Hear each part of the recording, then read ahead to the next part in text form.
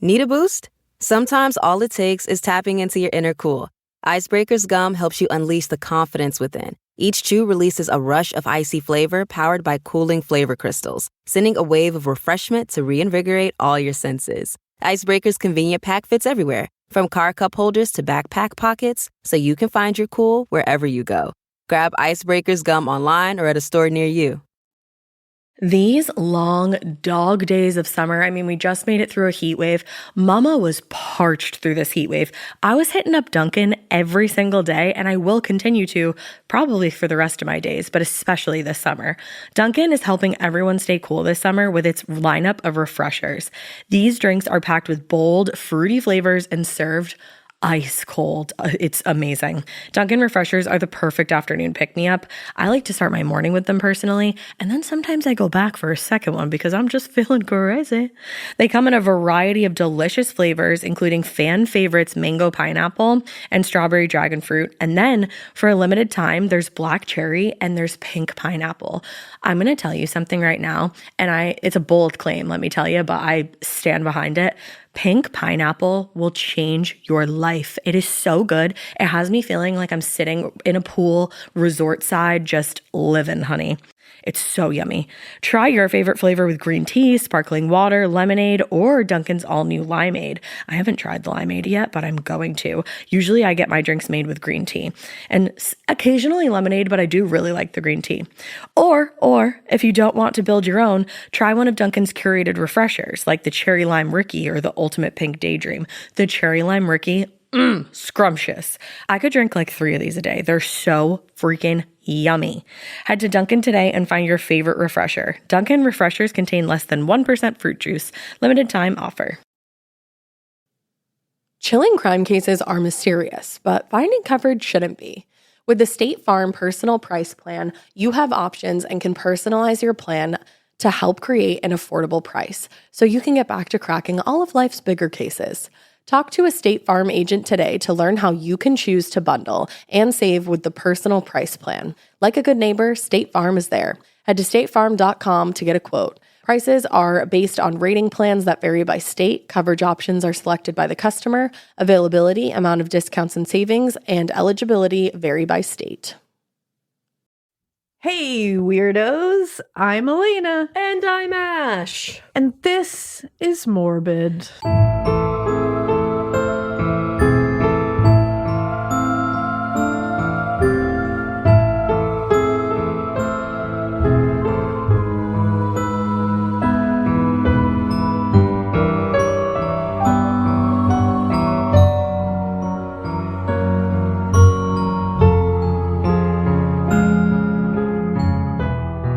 Ooh, I like that show. I like that show too. It is our show, after all. What? And you know what? Today, we were going to do a different case. Yeah. And we are still going to do that case. I'm not going to tell you what case. Haha. But Secrets are no fun. at the last second, I was like, reverse. I'm feeling some type of way. And I just went in another direction. And I'm so happy I did because, wow. Yeah, she's really excited right now. And I'm excited too because, sorry, I was holding in a burp if that's why my voice sounded weird. I'm drinking a Pepsi Cola. A Pepsi Cola. And burps, man. But anyways. Carbonation station. Elena's excited about this case. I am. And it was actually a listener who suggested this. Your name is Elizabeth. I won't say your last name because I don't know if you want me to. You didn't specify, so I don't want to out you like that. Elizabeth. But Elizabeth is, a somewhat common name, so I feel okay with that. And somewhat common. I would just say pretty common. Pretty common. And Elizabeth was like, guys, Elizabeth I'm said, loving. hey. She said, I'm loving the spooky series, spooky lighthouses, spooky castles, spooky water, spooky everything. She's like, I'm into it. I'm here. I'm riding. Are you? These waves. Do you feel alone ever? Right? So can you gather friends to tell us that as well? Yeah. But Elizabeth said, I feel like you're missing one though. Oh. And she said, I think I'm going to open up a whole new realm for you. And I said, okay, Elizabeth. And she said, spooky schools. Oh, drop the mic, Elizabeth. And I was like, Elizabeth. I didn't write this back to her, but I think I will. Now that this is out, I am going to write this back to you. Although, I mean, this is kind of like... This is my love letter to you, Is this your Elizabeth. ode to Elizabeth? And in my head, I said, Elizabeth, that's brilliant.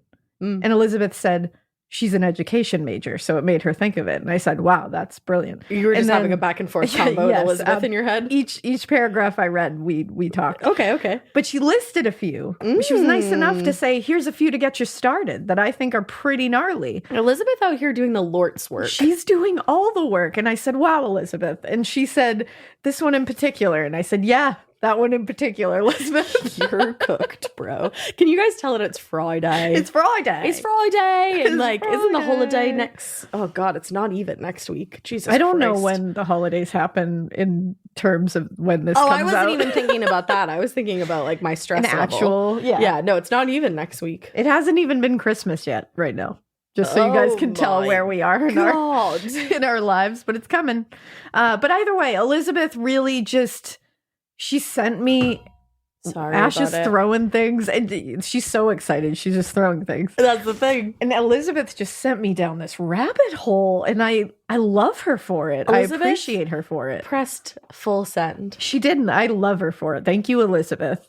And we had another listener who I will read part of their listener tale at the end of this, just to kind of wrap things up. Make it full circle and such. That they also sent in the suggestion that we should do spooky schools and suggested this particular school as well. You know what they say about great minds? They think alike and they're beautiful and squishy and they come up with great ideas. You really added on to that, huh? That's what we say. So here we go. This is happening. So again, like I said, Elizabeth sent a bunch of suggestions, but there was one in particular that I was like, wow, this cup overfloweth with gnarly shit and paranormal activity. And that cup is Kenyon College. Kenyon College. In Gambier, Ohio, I think it is. In my brain, I want to say Gambier because it's Gambier. But I feel like I've heard it Gambier. Maybe I should look it up. We'll pause. Please hold. Hey guys, I was right. We looked it up. And I was right. It's Gambier. Wait, were you right? I was right. What? So I was right. And it's Kenyon College in Gambier, Ohio, because I was right. And it's real and it's terrifying. And there are newspapers to back these things up, several. I saw you looking at those. Old-timey newspapers with some scandalous accusations and shady cover-ups aplenty. At one point, Alaina just grabbed her glasses and like shoved them onto her face, and she literally went, ooh, and then said nothing else. And I was like, I'm gonna keep typing. I pulled a full Rupert Giles in that moment, like threw the glasses on. Yeah, and I was Buffy and I just minded my own business. I became British for a minute. It was awesome. And it's all thanks to Elizabeth, in case anybody was wondering. Elizabeth! I became British. I became Giles for a minute because of Elizabeth. And you had a full-blown conversation that Elizabeth didn't even know about. I did, and now she does. I hope you know we're best friends now, Elizabeth. So, it's always funny to me. Thanks. It's Friday, guys. This is a weird episode. So the college itself was founded in 1824, which we all know the 1800s was just rife with hauntings and straight up chaotic murder and weird deaths. The 1800s were just rife, period. They were rife. Like, that's it. They were rife and they were ripe. Yeah. I would say. And everybody was real ripe in the 1800s. Yuckos. You know what I'm saying? It's like that TikTok you showed me the other day. Yes. I saw a quick little side note, saw a little TikTok, and it was really funny. I don't know who the creator is, so I apologize. But they were just talking, like, just a thought popped in their head, and they were like, isn't it weird to think, like, in pioneer times that people would just, like, hook up, but it was, like, somebody who would only splash their nether regions with, like, one water. Like, dirty creek water once in the last 6 months, and you would just do it. And at the end, she said, I would just die. And I laughed a lot. It was funny. So that was the 1800s. All right, I'll shut up now.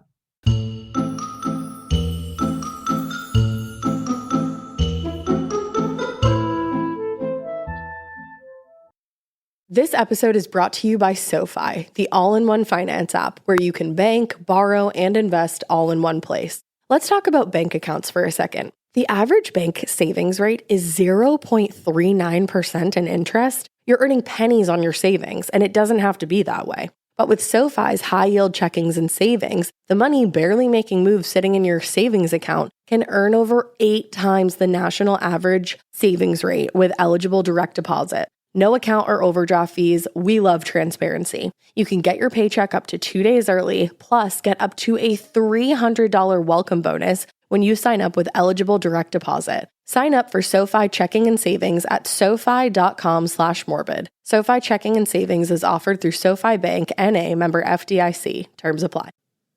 Chilling crime cases are mysterious, but finding coverage shouldn't be.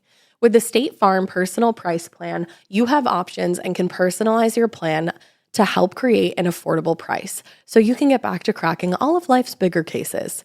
Talk to a State Farm agent today to learn how you can choose to bundle and save with the Personal Price Plan. Like a good neighbor, State Farm is there. Head to statefarm.com to get a quote. Prices are based on rating plans that vary by state. Coverage options are selected by the customer. Availability, amount of discounts and savings, and eligibility vary by state.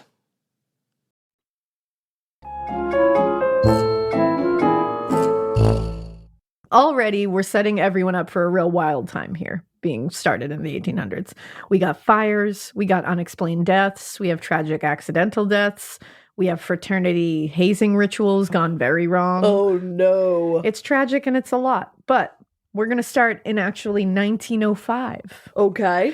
In 1905, 18-year-old student Stuart Lathrop Pierson was a very hopeful member of the Delta Kappa Epsilon fraternity on campus. Ooh, I'm already nervous. You said he was hopeful. You should be. And Stuart is such a cute name. Yeah, and he is affectionately known as Stewie now, but we'll get to that. His father, Newbold Pierson, bold, very bold and very new, had been a member of the fraternity in his heyday. Oh, so the pressure was on. Yeah, it's a family business, you know, these frats and these sororities. It's like they usually are. If your mama or your dad is in one of them, you're probably expected to be in one. Yeah. Or at least it was at one point, especially back then. Yeah. So Newbold, his father, was a wealthy business owner. He also had Esquire attached to his name, which makes me assume he is a lawyer as well. But he was only Esquire in some sources I found, so like take that with a grain of salt. Okay. Either way, he was very wealthy, a business owner, a man about town, a former fraternity member, an alumnus. Alumni?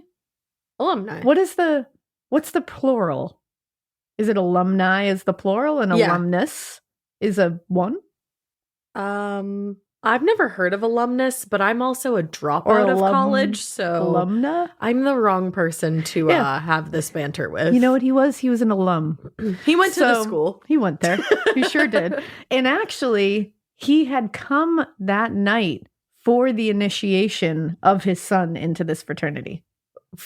Oh. Yeah. So Stuart had actually waited nearly all night long the evening before for his dad's train to come in because his train was like super late. So when he went into this initiation, which also was probably going to be late because that's what they do. They haze you with sleep deprivation, which is like a very common bonding thing, right? No. Yeah, it's totally. Not. That's how I met all my best friends. Yeah, we just sleep deprived each other. It was great. But yeah, like they do that. So he went into this initiation already exhausted, kind of out of it. Right. Now, on the night of October 28th, 1905, Stuart was, like I said, very exhausted, but also very anxious about initiation. This is a big deal. And you don't know what to expect because hazing. So this was the big evening. This was the big hazing ritual that was about to begin. It likely, I don't know, I wasn't there, but if you look at past ones, it probably had some kind of like chanting of some sort, like, Delta Kappa, you know, like that. We like, are men. Ooh, ooh, ooh. Yeah, totally. I assume they woke up in coffins at one point, a la the skulls. Did anybody watch the skulls? In the middle of this, Alaina was like, oh my God, this is reminding me so much of the skulls. And then we just watched the trailer. I've never seen it, but Paul Walker's in it. Joshua Jackson is in it. Lots of other people are in it. It's like, and people you will know. Yeah. It's like a Skull and Bones Society kind of thing. Guys, if you didn't watch that in like the 90s, watch it. What is a Skull and Bones Society? It's like a secret society. Oh, okay. You know, it's like the Life and Death Brigade and Gilmore Girls. The Illuminati? Yeah, I don't know if it's the same. Oh. I don't know what the Illuminati is. You said I will not speak on that. The Illuminati. I was kidding. Well, I honestly don't understand what the Illuminati is. So I don't want to say they're the same. So, but maybe. I don't know. Life and Death Brigade. That's from it. Gilmore Girls. Now all I can picture is Rory and my man's there. And Logan. Jumping off with the In umbrella. Omnia Paratus. Let's go. Yeah, cute. So that's what I'm picturing. I was initially picturing something like that. Like, there was definitely some blindfolds because he had a blindfold on when he was brought. I'm sure there were robes. Yeah. I think don't they have like paddles? That's a huge thing. They get weird with it and like have paddles. Yeah. I don't know how any of this works. I did not pledge a sorority, so no, you didn't. That's wild. I know, it's shocking to everybody. Everybody's like, "What?" I totally pegged you for one. But we did pledge a sorority together. What? Omega Beta Zeta. Oh, fuck yeah, we did. This is CC. Omega Beta Zeta. So every pledge, I think it's called a pledge. You rush, you're a pledge. Yes. Yeah. They were either brought or sent to different locations on campus as part of this hazing ritual. Stuart was brought, or they would later claim he was sent and was not brought there, but he was definitely brought there. Yeah. To a truss bridge, which was a railroad bridge by the Kokosing River. This is where things get hairy. He was left there. He may or may not have been tied to those tracks. It appears he was tied to those tracks, but we will get into those later. Railroad tracks? Yep. And don't worry, we'll get into the whole like nitty gritty. I'm stressed. So an unscheduled train was heading that way for maintenance. And sometime in the 9:40 to 9:41 area that night, it struck Stuart on the tracks. Oh. 9:41 was the time that Stuart's watch stopped. Oh. He did die. He was literally like in pieces, like very bad. The train was Cleveland, Akron, and Columbus Railroad locomotive number 26, and it was being engineered by Jeff Venata, who never saw Stuart or anyone else for that matter on the tracks. In fact, they didn't realize what had happened until the entire crew had reached their next stop for that maintenance pause. The crew found fabric and blood on the front of the train. Oh my God. Which obviously indicated something very sinister. Now, it's important to note he did not see Stuart on the tracks. Yeah, of He course. didn't see someone standing on the tracks. Stuart was laying on the tracks. That's Presumably important to note. Now, 3 fraternity brothers apparently were supposed to go back and get Stuart and bring him back to, I believe it was called like the Bullseye Building or West Bullseye Building. We'll get into that building as well later. That's where the initiation was going to be held. So they went back there to get him, and this is when they discovered that he was not in the location they had abandoned him at. There are reports that the members said they heard the clock tower strike 10 p.m., so they were going there at a specific time. But who knows? I don't trust these fools. Nah. Honestly, for good reason, you're going to find out. So the 3 frat bros coming to get him informed the president of the college, 37-year-old William Pierce, that they had found Stuart Pierson and he was dead. Oh. So his body, without a head, was brought to William Pierce's home, the president of the college. And the authorities weren't contacted? Nope. What they did next was, you would think they would call the coroner, William Scarborough, right? That's what you do when you find that somebody has been killed violently. Typically. No. He just called a local doctor, Dr. Irvin S. Workman, who was not equipped for violent death investigation at all. He was just a doctor. Yeah. Called him in to take a look. Okay. And he came in and was like, yeah, he's dead. Yeah. He's his head missing was, a head. Yeah, so right. you know what? I think I can call it. We don't need the coroner apparently. Right. So now before the morning sun, this is in the middle of the night, obviously, that this is all happening. Around 4 a.m., Newbold Pierson, Stuart's father, arranged to have his son's battered body taken home on a train to Cincinnati. What? Conveniently, that is outside of Knox County and outside of the jurisdiction of the coroner. What the fuck is happening here? And this is all documented truth. This is facts. Do you think that this is like some kind of sacrifice? No, I think this is a fuck up. And I'll tell you why in a second. Don't worry. Okay. So, and it was only after the train was on the way safely with Stuart's body on the way to Cincinnati that Pierce, the college president, called the police. What? To report anything. So when he knew he was on that train already on the way, that's when he called police and the coroner. Another jurisdiction. Yeah, and he didn't even call the coroner. He called the police. how is this even questioned to this day as not being a cover-up is like wild to me. That it's not even like, what? This is pretty obvious to be a cover-up here. Everyone there knows what these everyone who was there, they know that this was all damage control. Like every bit of this was damage control, and we'll get into it. But it's like the wildest thing to me when things like this happen, because it's a fraternity. That's the thing. It's made up. Like that doesn't mean anything. Wait until you get to when we get to the point where I tell you the oath that these men or young men had taken. Like someone made that up, guys. Yeah. So Pierson, like I said, had been decapitated by the train, and the rest of his body had suffered a lot of injuries. There was an arm almost torn off and a lot of other very serious broken bones. Dr. Workman, the physician, was the one who actually called. He went to the scene, not the coroner. Like, he was like, I don't know, I guess I should investigate this.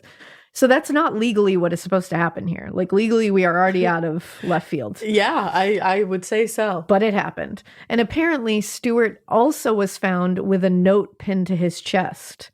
And That's the fraternity sad. brothers, like, admitted that they did that as part of a ritual, like hazing ritual. Mm-hmm.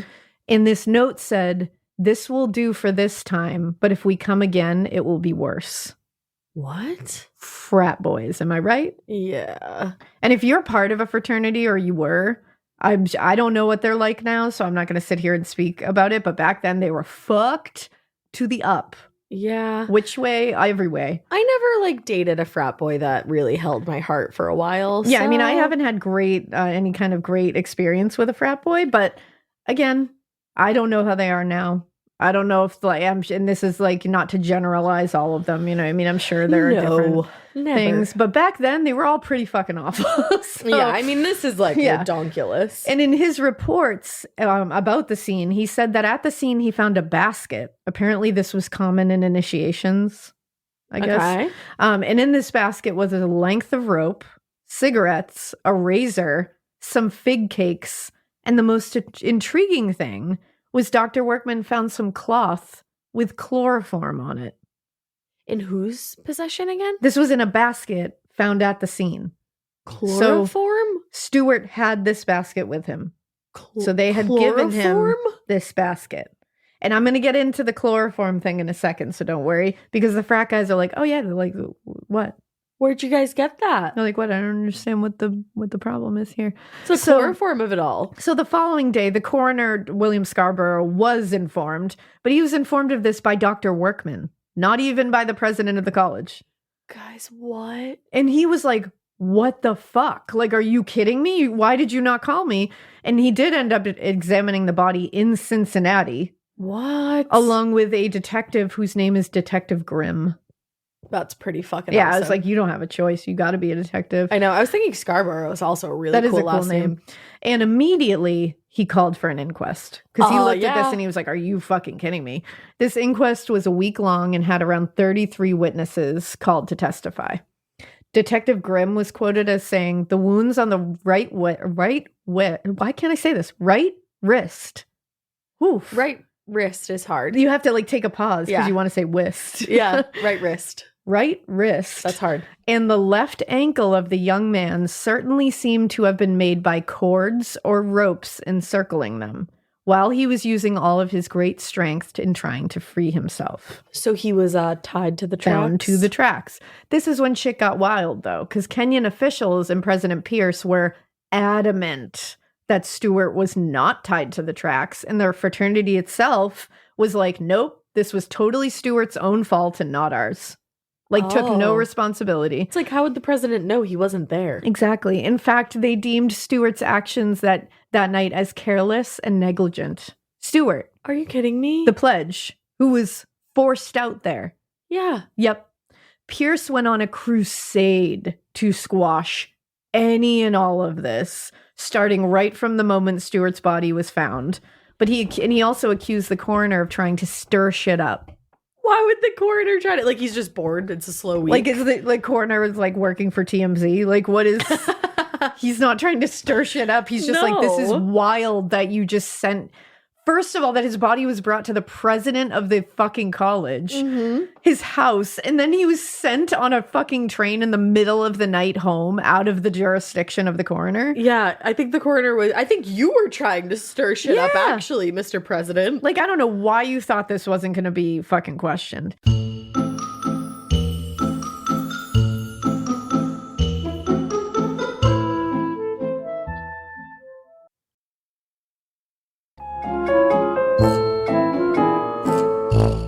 Meanwhile, the coroner and most other officials were very sure that he was tied, and no matter what, the entire thing was mishandled and shady as fuck, no matter what.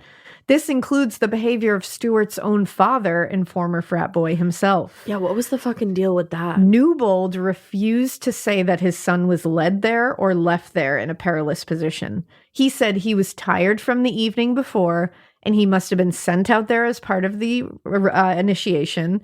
He said, because that makes sense. He was sent out there. They do that all the time. They leave people in isolated areas because bonding. Normal. And he said he must have been so tired from the evening before he fell asleep on the tracks. Why would he go lay down on the tracks? Thank you. Like, how dare you say that about your son? Literally blaming his own son for his tragic death. Did the mother ever say anything? I never read anything about what the mother said. Ooh. Now, this makes a lot of sense when you hear what the fraternity's pledge was at this time. I'm so terrified. What Delta Kapa Epsilon's pledge was. I'm so scared. New members and Newbold himself had taken this particular oath. This is the oath that you will take. Oh, no. I swear by all my hopes on earth to keep this pledge with the brethren of our order. May my life be accursed, my death be loathsome, my heart cut out and cast into dust, my flesh rot from my bones crumble away, if I ever reveal any of the secrets of our beloved order or betray my brethren. That's on some toxic masculinity That is right on there. some shit. What? Also, no matter what, your flesh is going to fall off your bones and they are going to fade away. So, like, I don't really think it's that big of a deal to worry about because, like, kind of inevitable. And it's like, do you really think, like, you know, Chad and Tommy over here are going to curse you forever? If you, like, do you think they have that fucking power? I don't think so. I wish you had said what my go-to is, which is Chad, Brad, and Thad. Brad and Thad over here. They're not going to be cursing your ass. They don't even know how to, like, it's not going to happen. They're too busy at, I don't know, like Vineyard Vines. There you go. But this is the thing that he had taken, and they took it seriously back then, especially. So seriously that you're going to cover up your son's murder and be like, yeah, he just took a nap on the tracks. Yeah. I guess I didn't instill in him in his childhood not to sleep on train tracks. You are not to betray the secrets of your brethren. Not even for your child, whomst you created. And it gets even worse, because during the inquest, it came out that not only did they whisk away the body that evening illegally, but they had a local guy named Ralph McMahon go out there, bribing him with $3 at the time. And this episode is brought to you by SoFi, the all-in-one finance app where you can bank, borrow, and invest all in one place. Let's talk about bank accounts for a second. The average bank savings rate is 0.39% in interest. You're earning pennies on your savings, and it doesn't have to be that way. But with SoFi's high-yield checkings and savings, the money barely making moves sitting in your savings account can earn over 8 times the national average savings rate with eligible direct deposit. No account or overdraft fees. We love transparency. You can get your paycheck up to 2 days early, plus get up to a $300 welcome bonus when you sign up with eligible direct deposit. Sign up for SoFi checking and savings at SoFi.com/morbid. SoFi checking and savings is offered through SoFi Bank, N.A., member FDIC. Terms apply. The best summer pieces are the ones you end up wearing on repeat. Comfortable, versatile, and somehow right for almost every occasion. Quince makes it easy to create a summer wardrobe that you'll love, with elevated essentials made from premium materials like European linen, organic cotton, and washable silk, without the traditional retail markup. I love that! Quince's 100% European linen pants, dresses, and tops are the pieces that you absolutely will reach for all summer long. I absolutely love their linen. I have so many pairs of their linen pants, which you can dress up or you can dress down in the summer. Like, say you're going to a nice dinner, you can pair it with like a silk shirt, a really cute necklace, some good, makeup and an updo. Or If you're just looking for a more casual look, you can do the linen pants with like a loose button-up shirt and you still look really chic, kind of like, I don't know, Diane Keaton vibes, I kind of think. Also, it's not just apparel. Quince also offers elevated essentials for your home, from bedding and bath to kitchen essentials and furniture. They have it all, honey. I am a big lover of Quince, and I really do think you will be too. Make your summer wardrobe feel easier. Go to quince.com/morbid for free shipping on your order and 365-day returns. Now available in Canada too. That's QUINCE.com/morbid for free shipping and 365-day returns. Quince.com/morbid. He was told to wash away all the blood from the tracks and anything that was out there. Dude. He said he testified to this. What? And he said he never got his $3, by the way. Yeah. But you know what? I didn't think he did. And he said he never found a head, which was missing, but he said he found pieces of skull and jawbone and also some fabric with muscle and flesh still attached to it. Oh my God. He was told by fraternity members, according to him, to bury these things in a little box. Wow. And he did. Wow. Also, just for my conversion lovers out there, that'd be like $100 today. So that's, a good amount, but like worth it? Question mark? I know. It's like he must have been on hard times. No, they were able to determine without a doubt by examination of the body and scene that Stuart was lying flat on his back on those tracks. It was stated that he was, quote, bound in some manner that he could not extricate himself from his perilous position. They were also able to determine that this all happened in violation of Ohio law, because it states that any body of a person who had died a violent death must not be disturbed or moved except by order of the coroner. But nothing happened from that. President Pierce also typed up a fucking death report himself that evening. This is so obviously a cover-up. It's the skulls, and I won't hear anything else about it. The president of the university typed up a death report. Like, who the fuck do you think you are? That's the thing. I'm like, get out of here. Oh my God, the toxic masculinity oozing from this story. I need to take a shower. Now, to top it off, the frat bros said all of the seemingly fucked up parts of this were just common rush practices. Sometimes they tied ropes around pledges and led them around like cattle to different locations. So what? That's what the rope was for. Where did rushing start? How did it start? Like, that's what I wonder. Who said, let's hurt each other for fun? Like, where did all the hazing rituals come? And then he said they always did the chloroform thing, but it was just a bluff. It was supposed to the idea was to scare the shit out of the pledges because that's what bonding's about, you know? And they claim they never actually chloroformed anyone, especially not Stuart. Then why would you need chloroform? Why would you not just have a little fake thing that says like a bottle of grape water juice or like just some kind of juice that says chloroform on it. Right. You're like, we're going to chloroform you. You have actual chloroform. Also, you're going to use it. Why are you pretending to chloroform anybody? Like, what is this? I don't understand. I also don't think you are pretending. I think you are chloroforming people. It's really wild to me. But more than a dozen of the frat bros were under suspicion of having something to do with his death. Duh. And later, former pledges came forward to dispel any rumors that there were not hazing rituals associated with this fraternity, because they were working very hard, and President Pierce was working very hard to claim that there were no hazing things associated with the fraternities. Meanwhile, they're like, yeah, sometimes we tie people up with ropes. I don't understand what the problem is. That's not hazing. And these former pledges said that they endured a lot of torturous things when they were pledging. Did they give examples? And one of them said that they had to eat a full bar of soap. They were forced to eat an entire bar of soap. Why? And were physically assaulted as part of the process. Why? Yeah. They believe what they believe happened, this is what everybody is pretty much coming down to. They believe he was let out there by frat boys and possibly, but they're not sure, including his own father. Because sometimes former fraternity members were parts of these initiation rituals. Holy shit. Or his father was waiting in that like bullseye building, West Wing Bullseye, I think it's called, Bullseye Building, where the initiation was going to like fully take place. Oh my God. He was either there or he was at the scene. We will not know. The fact that he was even just like present in the there. campus at this time. And what happened was he was brought there. They believe he was tied to the tracks, blindfolded, and told, you are going to be left here until the train comes and runs you over. Bye.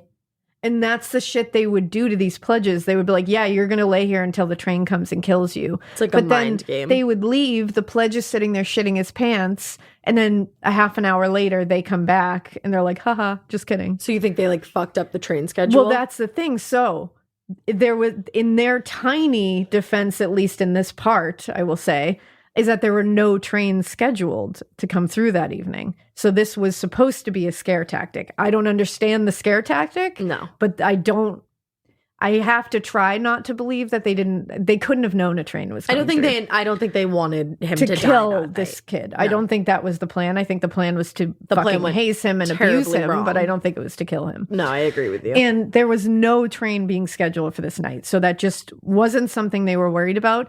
But this train in question had been sent that way unscheduled for a routine maintenance trip to Mount Vernon.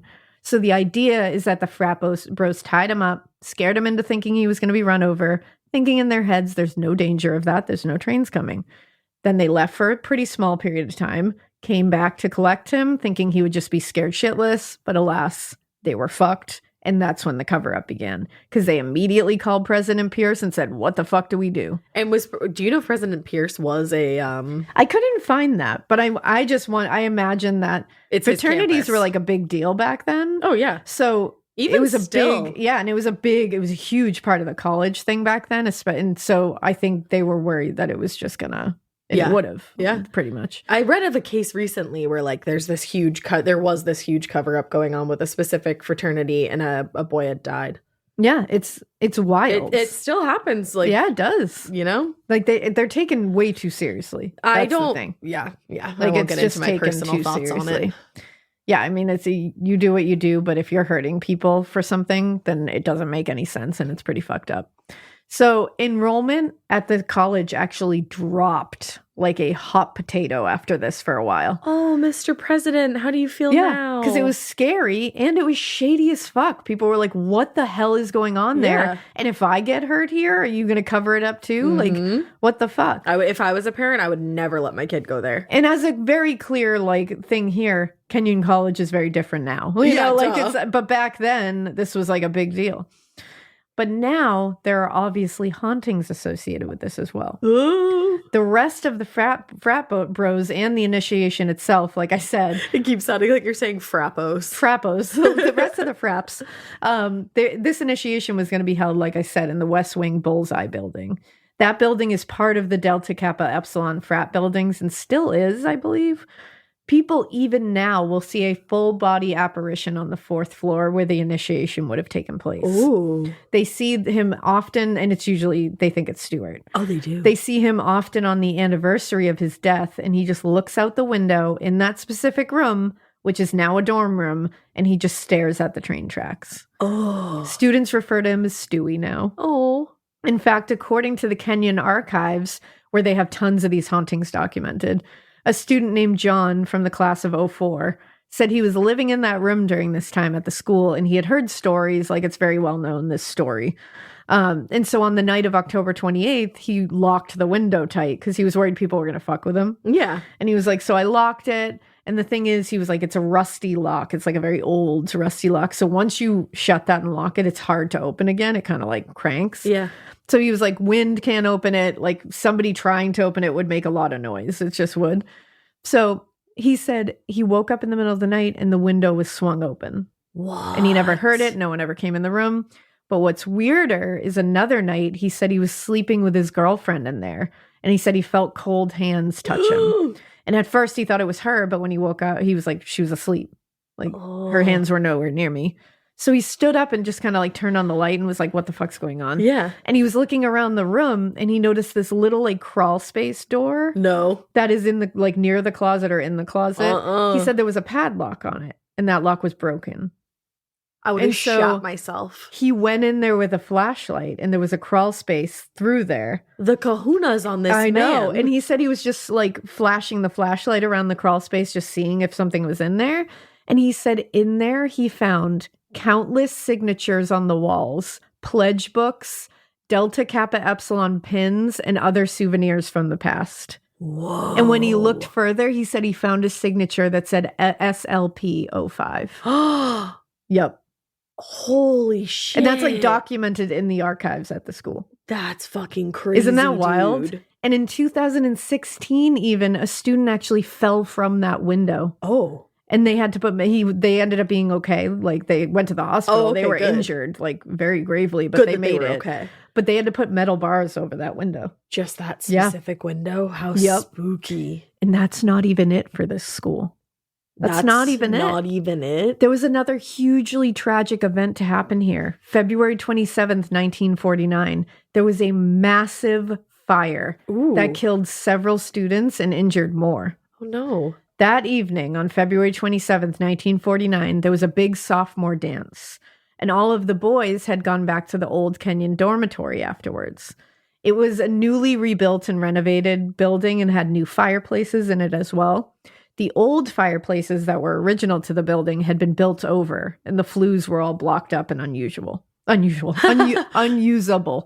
That evening, some students lit fires in the new fireplaces, and one of these sparked in just the right way that somehow made its way into the old chimney flue and then hung out between the walls and smoldered between the first and second floor walls. And eventually the pressure caused it to burst open and flames poured out. Oh my God. And they were already out of control as soon as they poured out of that wall. Because they'd been building. And the gases were building and everything. And it was 4 a.m. when this happened. Fire is one of the scariest fucking things to me. While you were working on these cases, I was like gathering some information for my upcoming cases. And I was just reading about this terrifying fire. It's like one of my biggest fears is a fire. Oh man, I feel the same way. And honestly, that was Ma's like biggest fear. Yeah, we were never allowed to have candles in our room. Yep, she literally never. That's why I have so many candles now. Me too. I think because I could never have candles. It's so funny. You and I both have like a shit ton of candles. Like an obsession with candles. But you got to be smart about it. Yeah, always be smart. I won't light a fire in our fireplace. I know we have candles in the fireplace. You do. Yeah. That's funny. That's a good way to do it. But as the chaos of escape went on, everyone's running everywhere. 7 students died of asphyxiation in there. Oh, that's terrible. And 2 other students died from internal injuries and skull fractures because they had jumped from higher floors to try to save themselves. Oh my God. The 9 students who died that evening were Ernest Awaji, Albert Lewis, Martin Mangle, Edward Brout, Mark Peck, George Pincus, Stephen Shepard, Jack McDonald, and Colin Woodworth. Colin was actually from Jamaica Plain, Massachusetts. Oh my goodness. Isn't that interesting? Yeah. Was this an all boys school at one point, or was that just a male dorm? That was a male dorm at that point. This is even sadder. People reported that they, when they were gathering around there, the boys that were in there in part of the building and had asphyxiated, they were singing as they waited to die to comfort themselves. Oh. It was like the Titanic kind of thing where they like play, the band plays. Like these, and students said they heard them singing in there. Isn't that the eeriest thing you've ever heard? That's haunting as fuck. I know, my whole body is like chill. Oh. So by 1951, they had actually reconstructed an exact replica of an old Kenyon just around the ashes of the old one. Wow. They didn't even move it. They just right up on the same one. All right. Now, students in that dorm, and apparently the inside of that dorm is really different now, but the outside is an exact replica, and it's in the same place. Creepy. So now students in that dorm will actually hear voices of people screaming and calling for help sometimes. One student, and this gave me the chills. Oh, I'm so scared. One student was shaken out of bed and heard pounding on his door, and then he heard a clear voice yelling, "Ed, wake up, fire." He later learned he was staying in Edward Brout's dorm room. Dude. Isn't that like, like, and he said he opened the door and no one was there, but he could still hear the My sounds. whole body is tingling right now. Yep. That's like residual hauntings like that. You just hope that it's energy left behind and not the actual spirits having to live through it over and over. And other students have heard "get out" or "help me" and hear frantic pounding on doors around 4 a.m. There's been reports of singing being heard.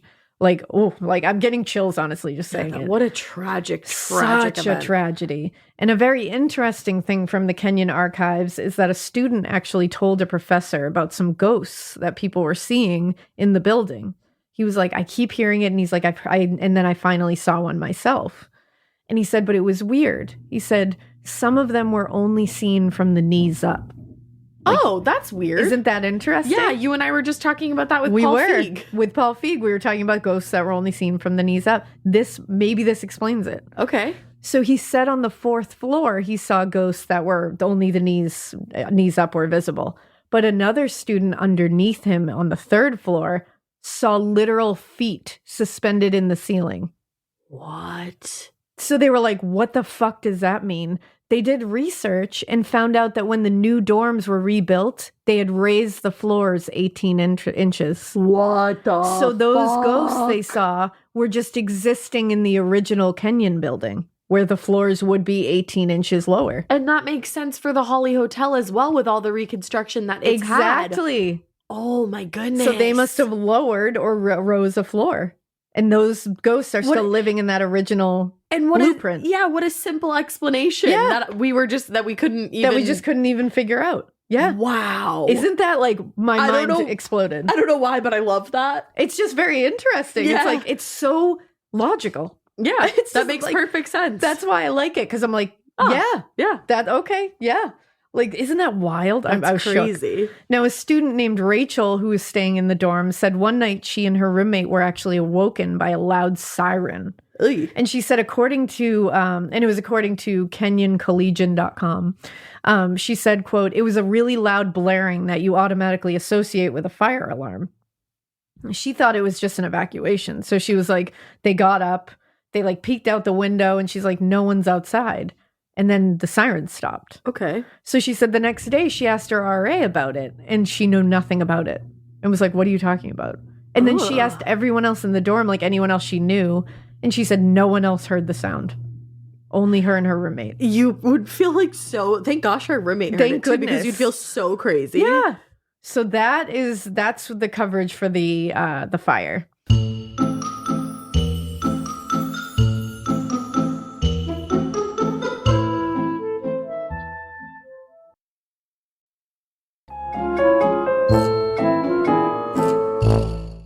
Now we're going to take you to, and there's more. But wait, there's more. The Capel's residence halls. I hope I'm saying that right.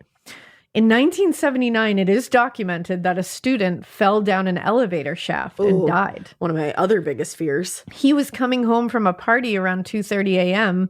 Another student he was with saw him waiting for the elevator in the lobby. That student used the stairs. The elevator actually got stuck between 2 floors. I believe it was like the 8th and the 9th, or it was a high floor. Yeah. And they believe he tried to pry open the door and jump to the floor below because it was like halfway between. Oh. And he missed and fell all the way down. Ooh. He died later at the hospital of severe injuries. In an article by Wendy McLeod from the Haunted Kenyon Tour in the Kenyon College Alumni Bulletin, there's a story, and this story gave me such chilly willies. And you can find this story in a lot of different places because there's a security officer named Dan Turner, I believe his name is, and he has been around for a lot of these things and dealt with a lot of the haunting things. He actually passed away, which is sad. But he had a lot of stories about things, and like his fellow security officers backed them all up. Like they're all like, yep, we were there. Oh, that's awesome. But this is a story that this was in the 90s, and I think it was 1995. Whenever I hear the 90s, all I can think of is 90s. Kevin from TikTok. Yep, the best. But in 1995, Dan Turner was working the security office in the area, and he was told when he began his shift that night that the Capel's building was acting a fool. No, direct quote. Truly, no one was in that building at the time. It was not abandoned, but they weren't having kids staying in that building at the time. Why? It was empty, but lights kept going on, and apparently water was being turned on in the showers a lot. Creepy. But whenever they would check, no one was there. And they had officers standing outside of it. No one was going in. No one was going out. But they would watch the lights turn on. Ugh. So they were basically, they were like, get ready for some bullshit tonight. We don't know what's happening. And around 5 a.m., he got a call. And the call was rush to the Capel's building immediately. And it was to all security officers. Oh, shit. So the dispatcher said that they had received 3 calls, one after the other. And they were from Capel's building. And they were from room 511, 611, and 711, and they were one after the other. Every time this dispatcher answered the call, it was a woman screaming bloody murder, and then it would hang up. Oh my fucking God. And then immediately after, 611, call, screaming, hang up. Immediately after, 711, screaming, hanging up. That's one of the scariest things you've ever said. Isn't that horrific? And there's no one supposed to be in this building. No one. What the fuck? Seemingly, it didn't make sense because 511 on one floor would call, screaming, hang up, and within a second, it was the next floor. There's no way somebody could run up and Nobody do could that. get up there that quickly. So they sent Dan Turner, Troy Galen, and Ryan Pence. I mean, These poor fellas. Oh, I said their names wrong. Sorry. Dan Turner, Troy Steinmetz, Galen Nybarger, I believe it is, and Ryan Pence. So 4 officers. Okay. And they sent them there. No one saw anyone enter or exit the building. They kept some of them out there to watch. Nobody came in. No one came out. They went in through the building to all the different rooms. No one was in there. And they all spread out checking every room. And they saw that every exit was locked.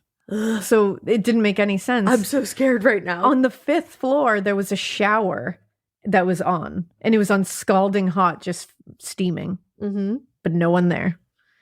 And in the rooms where the calls came from, 511, 611, 711. I could never forget. I could never forget. Those rooms had their lights on and the phones unplugged. As they went to leave, so they were like, we don't know they plugged back in the phones. No. Turned off the lights and we're like, we just got to get out of here. As they go to leave, they're still in the building. No. They were dispatched and heard from room 811, a woman called screaming and hung up again. So the next room up. What? So they run up there. What? No one's there. What? But the light was on And the phone was unplugged. Dan Turner was the one in the room and he heard the elevator then go down. But you have to hit a button for that to happen. So he radioed the others in the lobby on the floors and they were all like, none of us pressed it. Oh. And apparently they left and one of the security officers was like, I wasn't waiting for that door to open and see who's in there. Nah. Like it just wasn't happening. That's an otherworldly being. But no one came out.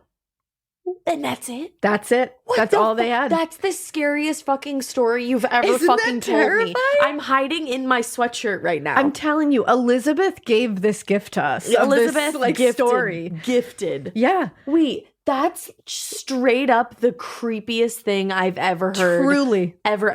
Truly. And I've heard some fucked up shit. Yeah, you have. Oh. I've told you some fucked up shit. This is the scariest shit. I don't know why I hate that so much, but I really, really hate that. Because it's like, ugh. And there's several people that can say it happened. Like, there's more though. How? There is a building that. You know that feeling when you come home late from work and those puppy dog eyes just pierce right through your soul? Or when you're packing for a trip and your cat refuses to leave your suitcase? Yeah, we've all been there. Pet parent guilt is real. And you know what? It's completely normal. That's exactly why Hill's Pet Nutrition exists. They understand that being a pet parent means being human, with all of our imperfections and daily juggling acts. Hill's science-led nutrition helps you give more love than humanly possible. Whether it's those long work days or trying to balance attention between multiple pets, Hill's Pet Nutrition gets it. They've created science-based nutrition that supports your pet's lifelong health so you can feel confident even when life gets hectic. Because you're only human, there's Hill's. Science does more. Ready to let go of the guilt? Find the right food at hillspet.com/podcast. That's hillspet.com/podcast. Do you remember in school when you just knew that your teacher had a favorite of everything? They would always use the same blue dry erase marker when they wrote on the board, or they would talk nonstop about their favorite element during science. I had a teacher once that literally had a favorite brand of marker. She would only write with specific markers, and if another marker ended up in her classroom, she was TO'd. And honestly, I was probably her favorite student because at the end of the year, I got her that specific brand of marker. Let's talk about their real favorite thing though, their favorite tissue brand. Kleenex. According to Teacher List, they are the #1 facial tissue trusted by teachers. Kleenex Ultra Soft tissues are silky soft to help prevent skin irritation, and now you can take them anywhere with Kleenex Snap and Go. I absolutely love Kleenex Snap and Go. It's so perfect to have that in your car. I had a cold last week and I was just Honey, my nose was a faucet. I hate to do this to you, but it was disgusting. Drew literally came out of our garage with like 15 of the Kleenex Snap and Goes, and I put those in my glove compartment, and honey, they were easy access.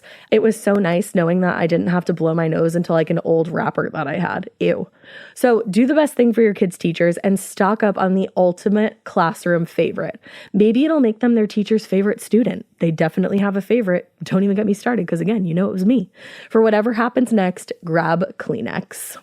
It's now the Schaefer Dance Studio, and it used to be the Schaefer Pool. Okay. And it was called, I guess it's called the greenhouse because it had a glass ceiling, so it kind of looked like a greenhouse. Cute. Apparently, a student who was on the swim team used the diving board to take a dive and ended up hitting his head and dying in the pool, like breaking his neck. Oh, gosh. The diving board was removed later, but there are reports it was because the pool was just too shallow. But that kind of also lines up with the story that someone broke their neck because it was too shallow. Yeah. Now this person is referred to as the greenhouse ghost. Okay. And people don't even want to patrol there. Like the safety officers, the maintenance workers don't like going in that building because it is the creepiest part of campus, according to them. What about, that's the creepiest part of saying. campus? Are the capitalist buildings used now? I think they're still used. I think. I'm not positive. So write in, let us know. Get out of there. Get out of there. Now, it's a dance studio now. Like they took out the pool and now it's a dance studio. That's probably like ballet. And the student dancers will find wet footprints across the floor. Which used to be the fun. Pool. That's so much fun. And security officers have seen the lights turn on when they go to investigate, no one's there. And one safety officer, I think it might have been Dan Turner. That's my guy. That's my guy. He heard footsteps when he was checking it out one time, and he turned around to see a water puddle in the middle of the dance floor. And he said he called for backup, and they came. They saw the puddle. Nobody could figure out where it came from. They said it was a puddle. Now, there's also reports of students and officers hearing splashing in there when it was, because at one point, before it became the dance studio, they still used the pool. Okay. For like the swim team and such. And they would like lock it down for the night. Everyone was out, lights off. And then all of a sudden they'd be watching from the security office and the lights would turn on and they could hear splashing. And they would go in there. No one was in there. Oh, I don't like that. Now, what I'm going to end on is what is referred to on campus as the gates of hell. The gates of hell? The gates of hell. So what I'm going to do is I'm going to use an email from a listener who also suggested that we talk about Kenyon College. Okay. And her name is Sarah. Hi, Sarah. Yep, we can use it. Okay. I was just like, I was like, bye, Sarah. No, I'm just kidding. Bye, Sarah. And I'm just going to read part of Sarah's listener tale because part of it, Sarah told us some of the stories that I've just told you, so I just don't want to go back over them. Yeah. But you did a great job telling me it. But I'll read the parts about the gates of hell because she tells it really interestingly. Please do. So Sarah says, I'm originally from outside of Philadelphia, but went to Kenyon College in the middle of Ohio, Knox County. Actually about a 10-minute drive from Mount Vernon. So you already have an idea of how creepy this area can be. If you haven't heard of Kenyon, it's a D3 school known for its swim teams and English program. Enrollment is about 1,600 kids in total, and the school is on an isolated hill where fog tends to gather at night. It was founded in 1824, so it has a pretty long history. I think you ladies would especially enjoy the gnarly old graveyard. I used to go there to sit on the big sepulchres and read my young adult fantasy books. I want to be your friend. For real? Yes, I'm extremely cool and popular. No, I will not elaborate. I love you. My geeky Latin and Greek club held initiation in the graveyard at midnight when my friend and I were co-presidents. That's so fucking fun. We wore cloaks and masks and everything and were extra as fuck, just like the Romans would want. I love that. That's the kind of shit that's fun. Yeah, that's the thing. It's like you can wear a cloak and a robe and a just mask don't hurt and people. Live That's your all. best life. Before undergrad, I went to Kenyon as a teenager for the Young Writers Summer Camp, which tells you exactly what kind of dweeb I am. You're not a dweeb. You're just talented. You're amazing. They did an optional ghost tour at my first night there, and years later, when I was a freshman, I was able to hear the stories again. This time from a wizened old campus safety officer named Dan Turner. My man. Who had witnessed a lot of the hauntings firsthand. Unfortunately, Dan passed away from cancer only a year later. Aww. But as far as I know, you can still go on the ghost tours on campus. I've typed up what I can remember and supplemented with whatever information I could find. First and foremost, there are said to be three gateways to hell on campus. Trace. One is supposed to be in the basement of one of the science buildings, and one is at the gated entrance to the old bishop's house. I hate it. The last, I hate it, tell me more. Exactly. The last one is a pair of pillars with a post between them that stand on Middle Path, a gravel walkway that spans the campus from north to south. These pillars are now casually referred to as the Gates of Hell, but no one knows exactly where the name came from. According to one story, writer Anthony Burgess said on a national show that Kenyon was home to a great evil. Other stories claim it was a psychic who said the Gates of Hell were in Gambier, the name of Kenyon's college town, but she may actually have said that it was actually a suburb of Columbus, like the wrong name. Yeah. Either way, there are some fun superstitions about the Gates of Hell. People say that if you and a friend walk on opposite sides of the post between the pillars, then your friendship will end. Oh, why would you do that then? This rumor was used for a lot of petty college bullshit. I remember groups of friends pointedly walking on opposite sides when they were having squabbles. That's hilarious. One of my friends did that to me and the rest of our friend group, and we were like, seriously, Olivia? We're whole-ass adults. But joke's on her because she's stuck with us. I'm glad it worked out. One of the other rumors is that if you walk through the gates of hell at the stroke of midnight on Halloween, then you'll step into hell itself. Oh, that's very Sabrina. And Sarah said, I'll admit, I was never ballsy enough to try that one. Yeah, I don't say that I blame you. I've heard too many stories about parallel world gateways and children's games gone awry to fuck with that malarkey. Yeah, that is a bunch of malarkey. There's also the story of the campus bishop. No. Who is said to have become corrupted by the powers of the devil. The devil. He used to live and work in the campus chapel during the mid-19th century. There's a legend that churches and chapels all used to be built in the shape of a cross, and that the top was supposed to point toward Judea. Toward Judea. I was looking at Judea when I was saying towards, so I was getting ready to say Judea. Isn't it weird how your brain's like, no, just say it. Just remember how to say that. The site of the crucifixion, apparently. Oh. I don't know if there's any truth in that, but in any case, the Gambier Chapel was said to have been built in the wrong direction. Essentially, an upside-down cross, an affront to God. At some point, there was a fire in the chapel and the bishop was killed, trapped on the upper story. Accounts say that they heard him screaming. They could see that the flames, rather than burning upward, were licking unnaturally, eerily toward the earth. It was hell. They said that the devil was dragging his disciple down into hell. This is the most metal thing I have ever heard. I just need to say it. I said, that's kind of hot. That's hot. It is hot, like literally. Yeah, that's an inferno. Now, that is an inferno, my friends. Now, if you enter the chapel at night, you might hear him pacing the upper story and dragging chains like Jacob Marley in A Christmas Carol. Oh my God. You can also still see the soot marks from flames on the stones of the outside wall. Soot. Hell flames. Ugh. When I was a derpy 16-year-old at writing camp, you're adorable and I love you. 3 friends and I snuck out of our rooms at 1 a.m. to wander the campus and look for ghosts. We managed to evade all the counselors and campus safety officers and ended up creeping into the chapel. My friends were completely unbothered, and they teased me a little for how nervous I was. But let me see if I can set the scene. There was one faint orange glow coming from a lamp outside, and it gleamed dully against the polished wooden pews. A standing fan was blowing hot summer air at us from the front of the altar, and in the gloom you could just barely see the movement of its oscillating head. It wasn't quiet, but I felt the quiet pressing on me even so. Have you ever been in a place or situation where the silence seems tangible? Yeah. As if the air itself is weighing you down? As if you might somehow breathe the silence in and choke on it? Yes. That's what I felt like sitting in that chapel. I've been in there several times in daylight since that first nocturnal escapade, but I've never felt that same dread again. So, like, summer writing camp, did you really fucking well? Say, Sarah! You paint a picture.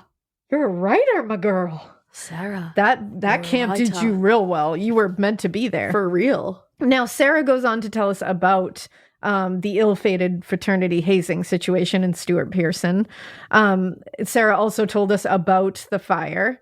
And I will end with, and also told us about the Capos building in the elevator. So I appreciate that. Is what I just said. That elevator story made me break. It made me break. Oh, I don't like it. College campuses are always haunted as fuck. They truly are. And this one is wild. I'm scared. And you know what? I'll just end with what Sarah ended on because I love Sarah. It says, I love you both and your show and Deb, and I'm so proud to be a weirdo. I will obviously continue to listen and to viciously rag on these dumb, sad murder boys all day, every day. Please keep it weird. Actually, we could all stand to keep it a little weirder, okay? I'm trying to experience a light haunting before I die of old age here. I'm a Cancer sun. I'm supposed to be in tune with the mystical. This is some bullshit, but don't keep it so weird that you masturbate yourself to death. Like, I guess die doing what you love, but it's just super cringe, dude. And she was talking about another story that I didn't get into. I was like, that seems out of context. That's why I had to read it, because I was like, did you see my face? I was like smiling at first, and then I slowly was like, that's why I did it. I was like, I just got to end on a bang here. Don't masturbate yourself, Sarah. to death. And Sarah, your animals are the cutest things ever, and you are cute, and I love you. I love you too. You Sarah. and Elizabeth, and I love it. And Dan Turner, R.I.P. I know. But that is some of the tales of Kenyon College. Girly girl, Alaina. And I didn't even get to them all. Might have to do a part 2, Kenyon College. Fun. Who knows? Damn. Yeah. That murder is so sad. Rest in peace, Stu. I'm so sorry that happened to you. And he was adorable. If you look up a picture of him. You showed me. Cutest little black and white photo you've ever seen. And I'm sorry that there was really no justice served. I know. You were murdered, and that's terrible. Yeah, that's not good. But yeah, guys, with all that being said, we hope you keep listening. And we hope you keep it weird. But not so weird that you drag your fraternity brother out into the middle of the train tracks in the middle of the night and you tie him there, even though you're not going to say that you tied him there later after he dies. Don't keep it that weird, and then you won't have to explain to somebody that you didn't tie him there, okay? Bye. Exactly. Tie people places. Don't do it, man. Just bond.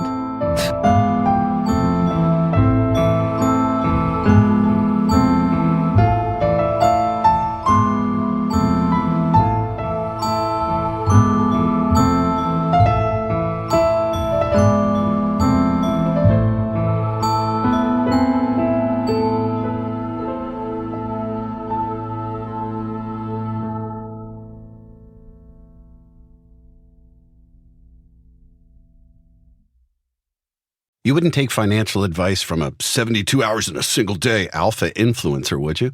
Same goes if you're in a car accident or any accident. Who you choose matters. That's why Morgan & Morgan exists. They're the largest injury law firm in America, and they've built their reputation by actually winning cases, not just talking about it. Over 1,000 lawyers across all 50 states and $30 billion recovered. Injured? Go to forthepeople.com/podcast. That's forthepeople.com/podcast. Traditional home security only alerts you after a break-in, and that's too late. Simply Safe is changing that. Stop. This is Simply Safe. Police are on the way. We don't just alert, we stop crime before it starts. Simply Safe, plan starting around $1 a day. Save 50% on your new system with professional monitoring at simplysafe.com/SXM or with promo code SXM. Outdoor deterrence requires a Simply Safe Active Guard outdoor protection plan starting at $49.99 a month. Visit simplysafe.com/licenses for alarm license information. Tennessee 2012.